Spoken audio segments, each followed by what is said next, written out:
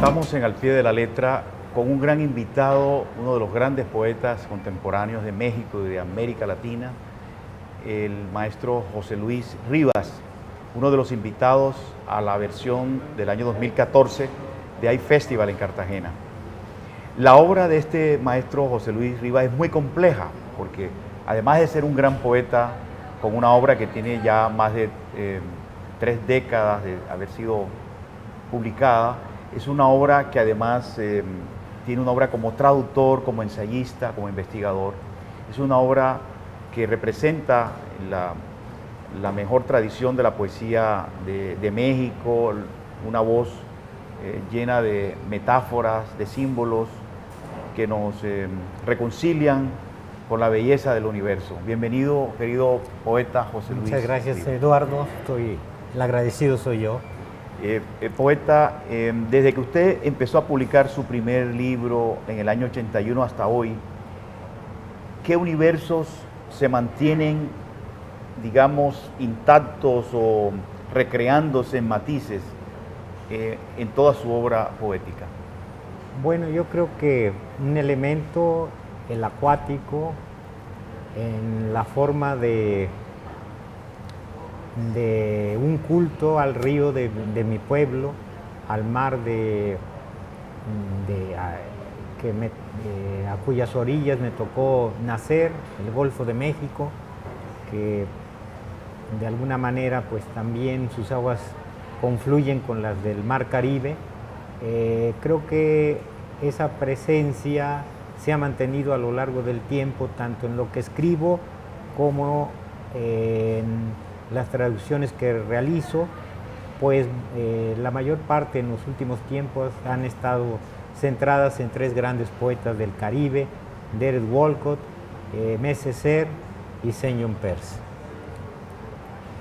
Digamos, ese río, esas aguas que fluyen por sus poemas, están llenas de resonancias locales, pero también universales.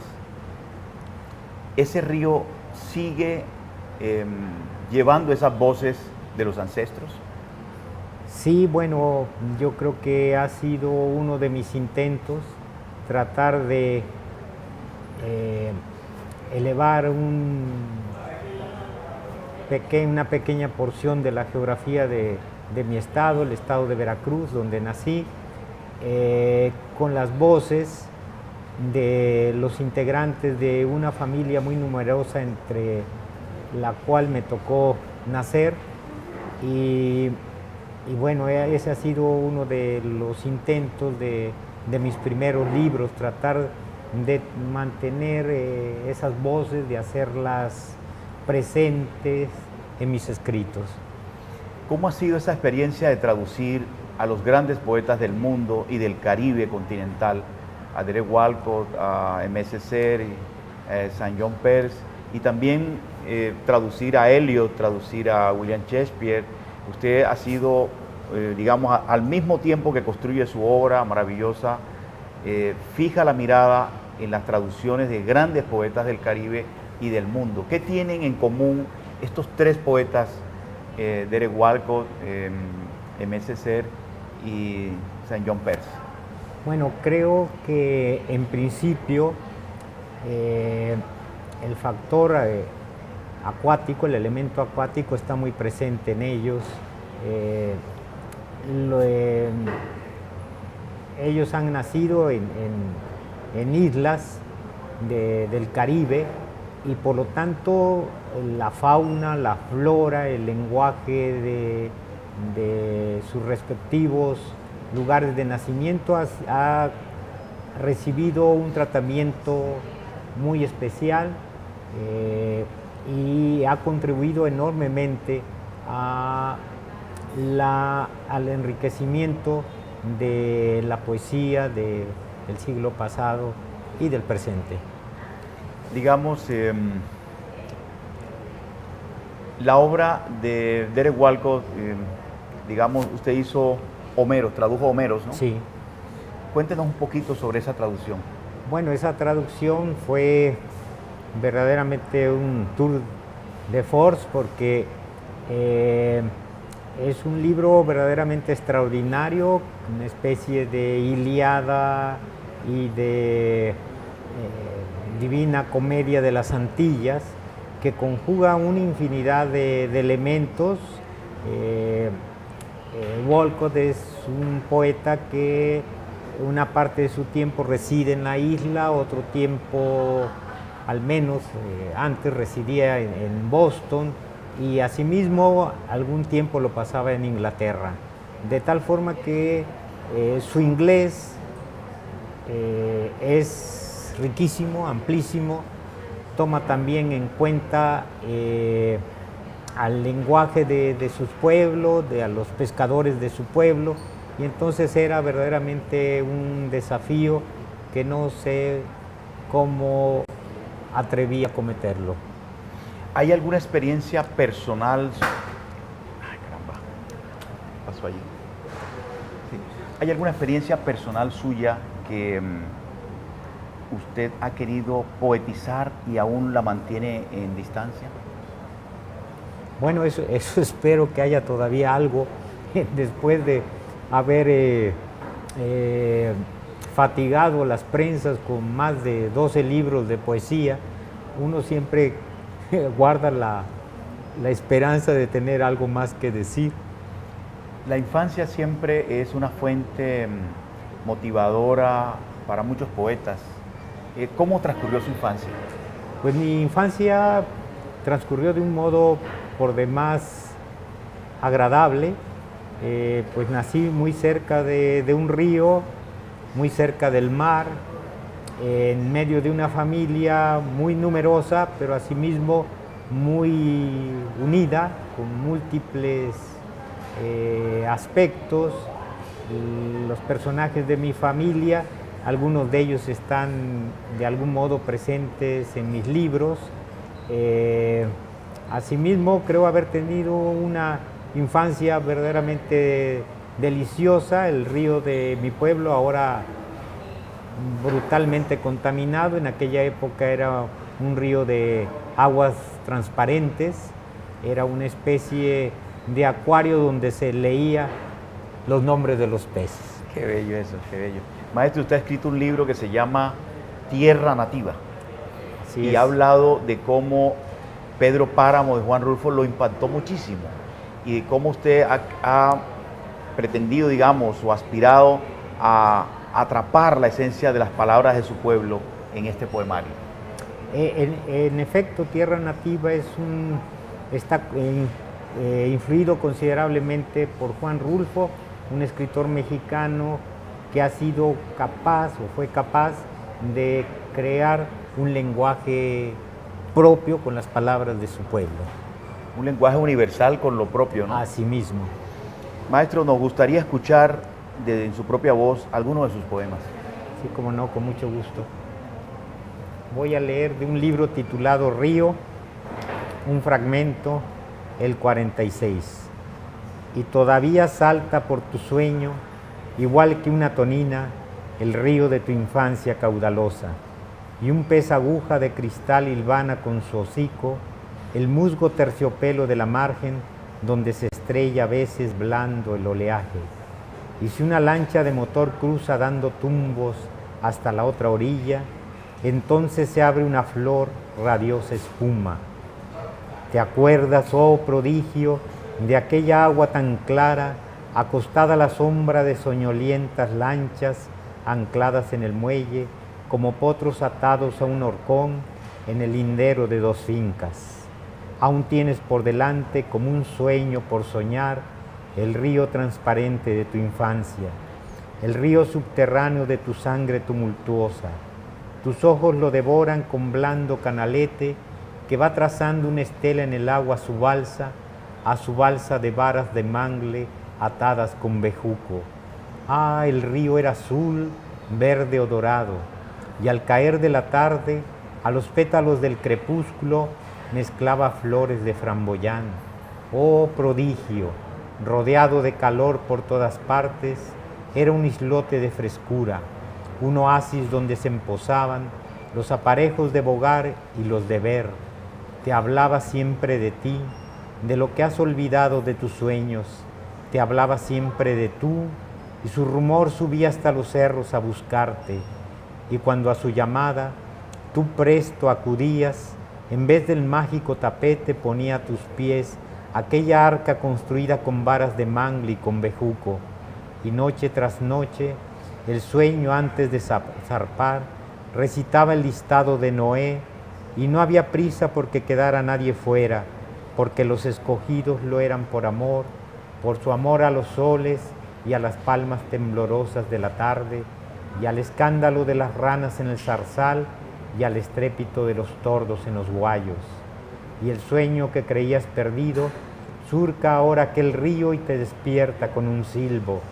Es la sirena del Chalán que regresa de río arriba, repleto de racimos, amarillos, pecosos plátanos y ramos de fragantes níspolas. Los hombres ya descargan en las gradas del muelle canastas con rodantes sabores, melones de agua, enormes calabazas que serán un día medidas de la sed, sandías rotundas como una sentencia, y el alba bulliciosa tiende su tenderete de aromas que cruzaron a través de la noche con los ojos abiertos, deslumbrados. Qué bello eso. Maestro, cuéntenos un poco su experiencia personal con la metáfora. Una vez Borges hablaba de cómo la humanidad ha ido construyendo metáforas, la humanidad ha ido cualificando sus metáforas. Hay metáforas deslumbrantes, las suyas son metáforas muy ligadas al paisaje, son metáforas fluviales, pero también cósmicas, vivenciales. Cuéntenos un poco la experiencia de construir las metáforas.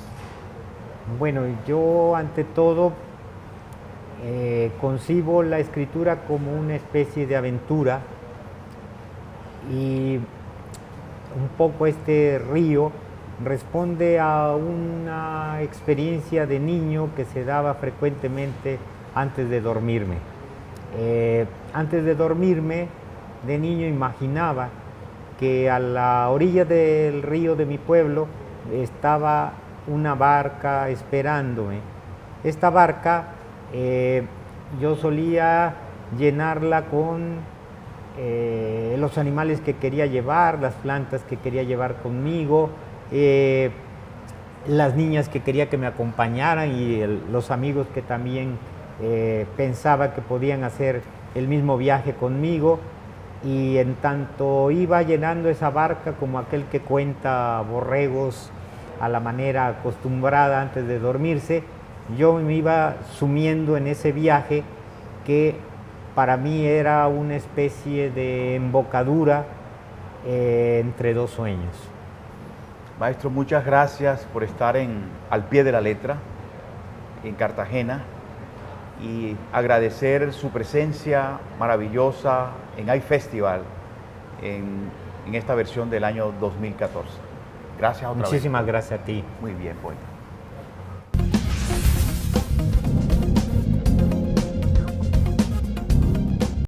La ciencia de los semáforos. Inventados para regular el tráfico de vehículos con luces de color verde y rojo, se instalaron por primera vez en Cleveland, Estados Unidos. En 1918 se añadió la luz amarilla. Anteriormente, en 1868, se había aprobado en Londres, Inglaterra, una señal para regular el tránsito en las noches con luces de gas rojas y verdes, pero al encenderla estalló y mató a un policía.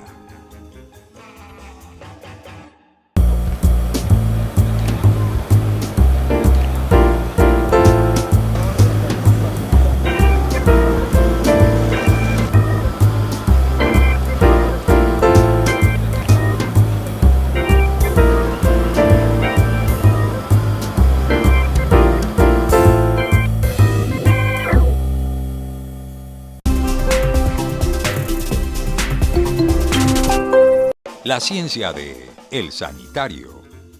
A finales del siglo XVI, Sir John Harrington, ahijado de Isabel I, diseñó el inodoro que instaló en la Casa Real de Kelson, cerca de Bath, provisto de un depósito de agua. Fue el invento precursor de los baños que hoy existen. Los campesinos ingleses siguieron llamando al inodoro John, en homenaje a su inventor.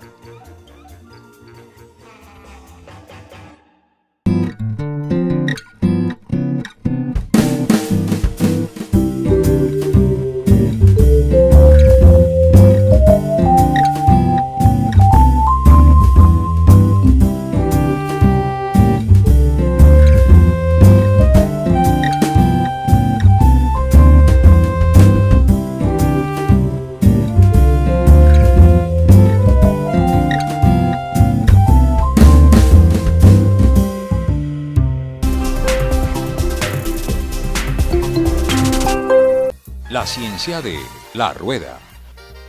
Una civilización industrializada es inconcebible sin ella.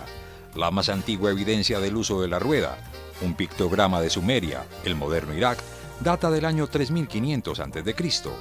El invento se difundió rápidamente en el mundo occidental.